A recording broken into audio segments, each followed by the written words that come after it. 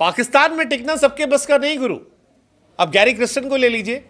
साल 2011 में जब वो इंडिया आए तो धोनी के साथ मिलकर इंडियन टीम को जब चैंपियन बनाया तो सारी दुनिया ने उनका लोहा माना। सारी दुनिया में इस बात की चर्चाएं शुरू हो गई कि यार गैरी क्रिस्टन जैसा कोई कोच नहीं है। इनफैक्ट गुजरात टाइटंस आईपीएल की शुरुआत होती है, पहला साल होता है और नेहरा और क्रिस्टन मिलकर गुजरात टाइटंस को पहले साल चैंपियन बनाते हैं, दूसरे साल फाइनलिस्ट बनाते हैं। लेकिन वो गैरी क्रिस्टन जो इंडिया में सुपर डुपर हिट थे, वो पाकिस्तान में सुपर डुपर फ्लॉप रहे। वर्ल्ड चैंपियन कोच पाकिस्तान में सरवाइव नहीं कर सका और उनका रेजिग्नेशन हो गया। लेकिन पाकिस्तान में कुछ भी यूं ही नहीं होता। पाकिस्तान में जो होता है उसके पीछे बहुत सारी कहानियां होती हैं और एक ऐसी ही कहानी गैरी क्रिस्टन के रेजिग्नेशन को लेकर भी आई है। अप्रैल में गैरी क्रिस्टन पाकिस्तान के व्हाइट बॉल के कोच अपॉइंट किए गए थे 2026 टी20 वर्ल्ड कप तक, यानी काफी समय उनको दिया गया था, 2 साल का समय था। लेकिन गैरी क्रिस्टन सर्वाइव नहीं कर पाए और अक्टूबर के महीने में ही उन्होंने रिजाइन कर दिया। कहा जी हमसे ना हो पाएगा। साउथ अफ्रीका के गैरी क्रिस्टन दिग्गज बल्लेबाज रहे हैं। 6 महीने में किसी क्रिकेट बोर्ड से रिश्ता टूटना ये थोड़ा शॉकिंग है, लेकिन पाकिस्तान में ऐसा होता है। पाकिस्तान में इससे पहले भी ऐसा होता आया है और जो मौजूदा कोच है उनको लेकर यह भी चल रहा है कि उनके साथ भविष्य में भी ये हो सकता है। अब गैरी क्रिस्टन ने क्यों छोड़ा वो कहानी आज हम आपको सुनाएंगे। गैरी क्रिस्टन का इस्तीफा तब आता है जब पाकिस्तान में मोहम्मद रिजवान को वनडे और टी20 टीम का कैप्टन बनाया जाता है। पहले बाबर आजम कैप्टन थे, बाबर ने छोड़ा तो रिजवान बन गए। अब इन सारी चीज़ों को लेकर कई कहानियां आ रही हैं। रिजवान से कनेक्शन जो है वो निकल कर आ रहा है। कहा जा रहा है कि मोहम्मद रिजवान को कैप्टन बनाने के पक्ष में नहीं थे गैरी क्रिस्टन। ऐसा कोच उन्हें लग रहा था कि नहीं, Rizwan is not the right choice, और यहीं से सारी कहानी शुरू हुई। क्रिस्टन किसी और को कैप्टन बनाने के पक्ष में थे। उनका ये कहना, ये समझना, ये मानना था कि रिजवान नहीं फर्स्ट चॉइस होनी चाहिए। रिजवान उसी लॉबी का हिस्सा है जिसने पाकिस्तान क्रिकेट को खराब किया है।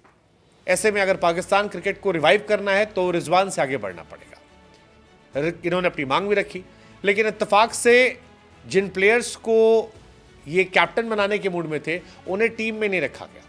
क्रिस्टन ये समझ रहे थे कि शायद पाकिस्तान क्रिकेट में उन्हें फुल अथॉरिटी दी जाएगी, लेकिन पाकिस्तान वो देश है जहां पर रातों रात पीसीबी का चेयरमैन बदल जाता है, तो कोच की तो कोई हैसियत नहीं है।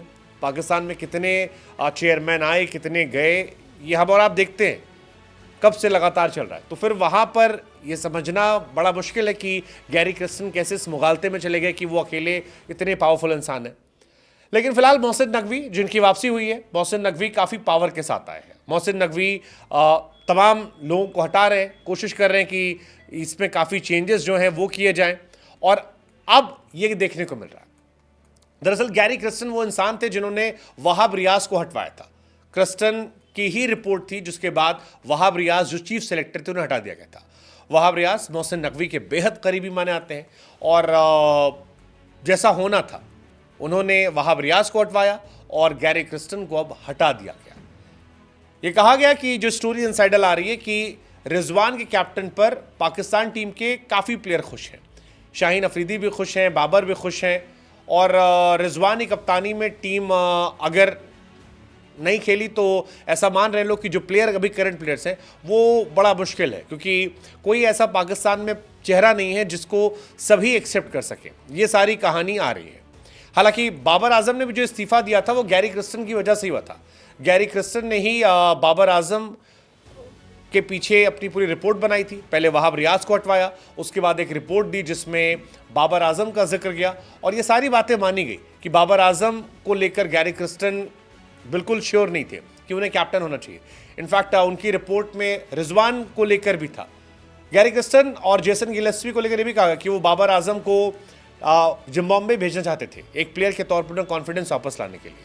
हालांकि ये माना गया कि जो करंट टीम है उसने बाबर को जिम्बाब्वे नहीं भेजना था, और यहाँ पर भी सेलेक्टर्स में और गैरी क्रिस्टन में काफ़ी ज़्यादा मतभेद देखने को मिले।